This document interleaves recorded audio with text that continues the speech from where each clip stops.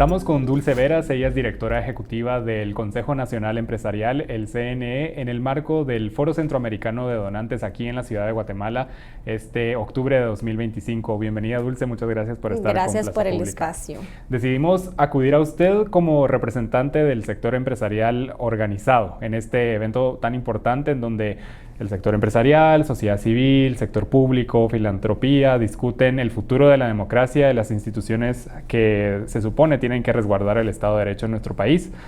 Pero ya que usted está aquí como representante de los empresarios, quisiera iniciar con esta pregunta. Pues Guatemala para nadie es un secreto que enfrenta desigualdad y pobreza, pero al mismo tiempo tiene un crecimiento económico que todavía existe, todavía persiste, pero usted como representante del sector empresarial organizado, ¿por qué cree que a pesar de esos avances económicos todavía no hay una traducción en bienestar para la mayoría de la población en el país? Guatemala tiene un sistema económico, un modelo económico que es muy poco productivo, que está concentrado en sectores de consumo, sectores de bajo valor que no nos generan empleo y que nuestra economía se basa en gran medida de remesas, que hoy están representando casi el 23% equivalente del PIB. ¿Eso qué significa? Que nuestro bono demográfico crece más rápido, pero las oportunidades económicas no.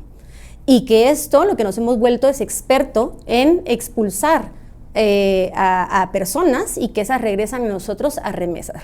Remesas que se van en consumo de sectores que una vez más son de baja productividad. ¿Y a qué se debe esto? A que tenemos un sistema que ha sido diseñado a lo largo del tiempo para ser capturado por las élites económicas y políticas tradicionales. Entonces, para poder hablar de un desarrollo que se traduzca en un bienestar para la población, tenemos que empezar a hablar sobre cómo cambiamos las reglas del juego, cómo repensamos el diseño de política pública y democratizamos la toma de decisiones en este país. A lo largo de todo este tiempo hemos visto, ¿verdad?, desde que se ha destapado cómo el sistema de justicia responde a estos intereses espurios de unos cuantos, cómo el sistema económico responde con privilegios a ciertos sectores que no realmente generan ese crecimiento que tenemos que llegar como guatemaltecos para poder salir de este círculo vicioso que tenemos en la economía. Entonces, un punto clave que dice usted, cambiar las reglas del juego. Me mencionaba ya privilegios económicos y sistema de justicia que sirve solo a unos pocos. ¿Qué otras reglas del juego habría que cambiar? ¿En dónde ve usted que hay que romper ese sistema? Tenemos que modernizar la gobernanza económica. Y cuando hablamos de gobernanza, hay dos grandes enfoques en los que pensar.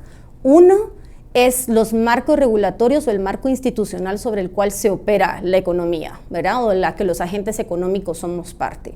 Y luego, cómo fortalecemos a este agente económico para que cumpla con esos mínimos que tenemos que tener en términos de derechos laborales, derechos humanos y como agentes de cambio en una sociedad. Luego, hay una gran parte que es repensar la gobernanza del territorio. No podemos hablar de Guatemala, de un cambio estructural en las reglas del juego, si no repensamos la forma de hacer la política pública que responda a las necesidades territoriales que tenemos como país, ¿verdad? Vemos que hay un crecimiento urbano concentrado en la capital, pero que no se traduce políticas públicas integradas a nivel territorial, ¿verdad? Entonces, hay que empezar a cambiar las reglas del juego desde cómo se diseña la política pública y cómo repensamos los territorios y la gobernanza territorial. Para que llegue a todas las áreas del país. Para que responda a las necesidades que se tienen por territorios y a las necesidades integrales del país y no responda a los intereses de unos cuantos. Es que hay que hablar de democratizar la gobernanza económica, ¿verdad? Que ha sido capturada por mucho tiempo por las mismas élites económicas y políticas. ¿Me puede dar un ejemplo de una necesidad que tal vez sí esté siendo llenada en la capital o en el área metropolitana, pero no ha sido llenada en ese resto del país, en las áreas rurales? Conectividad vial, por ejemplo, podríamos empezar a hablar de que aquí hablamos sobre esta, y muy poco, porque somos un país que invierte muy poco en términos de infraestructura. Total. Pero que cuando hablamos de infraestructura nos enfocamos en puertos, aduanas y capital, pero no hablamos sobre la conectividad de los territorios, ¿verdad? Y cómo los conectamos al área rural, de urbano a rural, con este crecimiento urbano que estamos teniendo, y los focos urbanos que no estamos respondiendo a las necesidades que se tienen en esos focos urbanos. urbanos. Tenemos una infraestructura donde están las carreteras principales y ahí se concentra la mayor parte de desarrollo económico, pero que alrededor en las áreas rurales no hablamos sobre conectividad, ¿verdad? Sí. Otro gran tema es infraestructura energética, ¿verdad? Infraestructura en telecomunicaciones, servicios básicos, la carencia de servicios básicos de infraestructura energética, en infraestructura en telecomunicaciones, infraestructura vial, nos impide poder llegar a esos territorios.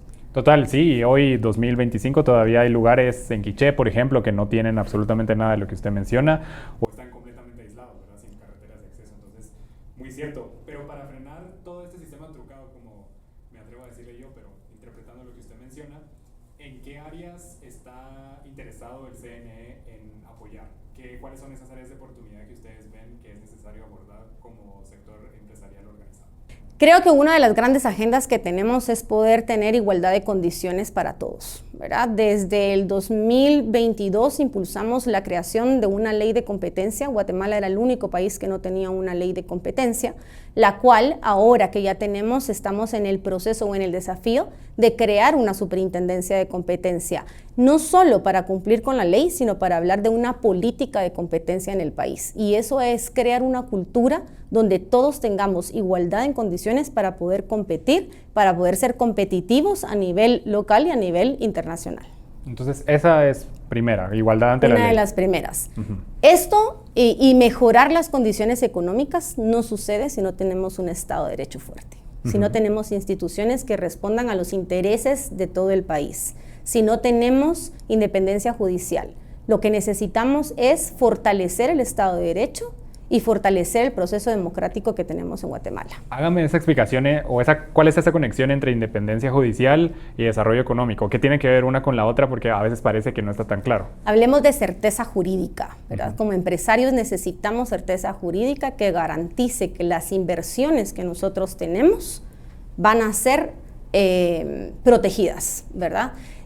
Como país, y tú lo sabes muy bien, tenemos un sector de justicia totalmente cooptado por mafias que no responden a los intereses que ni como empresarios ni como ciudadanos tenemos y que debemos rescatar estas instituciones para poder empezar a hablar sobre un verdadero desarrollo. Y en ese sentido, los procesos de elección del otro año, MP, CC, Contraloría General de Cuentas, Tribunal Supremo Electoral, ¿qué papel van a tener en la creación de esa certeza jurídica? Okay. Creo que es el momento en el que esto no corresponde solo a los actores políticos. Este es el momento de inflexión en el que estamos, en el que nos corresponde a todos los ciudadanos, a todos los actores que estamos en el país. ¿Por qué? Porque no hemos tenido la oportunidad de tener las elecciones más importantes en un mismo año y que aquí se define el rumbo del país. O mantenemos este sistema capturado y clientelar o recuperamos este rumbo del país. Entonces, como Consejo Nacional Empresarial, hacemos un llamado y vamos definitivamente a participar en lo que se pueda de las próximas elecciones. A través de la iniciativa Dilemas de Fondo, que es una plataforma multisectorial, invitamos a diversos actores de la sociedad a poderse sumar, donde vamos a promover y formar en términos de lo que sucede el próximo año. De las 5 elecciones que tenemos, 3 de las más importantes suceden en 4 o 5 meses, ¿verdad? Y como ciudadanos, como empresarios y como sociedad civil, comunidad internacional, hacemos un llamado para que estemos atentos a qué se está jugando Guatemala y quién la está jugando por nosotros, ¿verdad?